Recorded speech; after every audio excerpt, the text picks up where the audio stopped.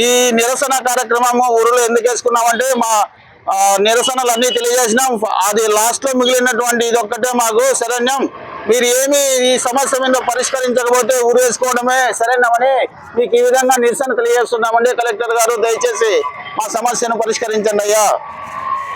19వ రోజు సత్యసాయి కార్మికుల సమ్మెను చేస్తున్నా మరి అధికార యంత్రాంగాన్ని ఇంతవరకు స్పందించడం లేదు.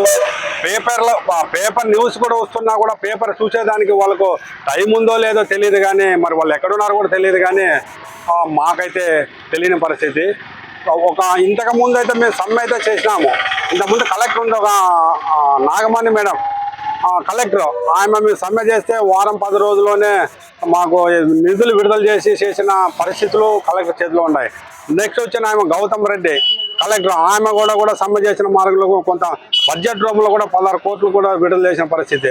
మరి ఇప్పుడుండే కలెక్టర్ మరి ఉన్నాడా, కలెక్టర్ ఆఫీస్లో ఉన్నాడా, లేకపోతే వాళ్ళ ఊర్లో ఉన్నాడా మరి అందించాలని కోరుతాను. నువ్వు అధికారు, రాజకీయ నాయకులు వస్తుంటారు పోతుంటారు, నువ్వు అధికారి కాబట్టి అధికార పద్ధతిలో వినియోగించండి. మీరు కాపాడండి, కార్మికులను కాపాడండి, ప్రజలను అందరిని కాపాడండి తప్ప మీరు ఇట్లా అనాలోచిత విధంగా మీరు ఆలోచన చేయకుండా మీ అధికారాన్ని ఉపయోగించి మాకు కార్మికులకు న్యాయం చేయాలని, మా సమస్యలు పరిష్కారం చేయమని నేను కోరుతున్నాను.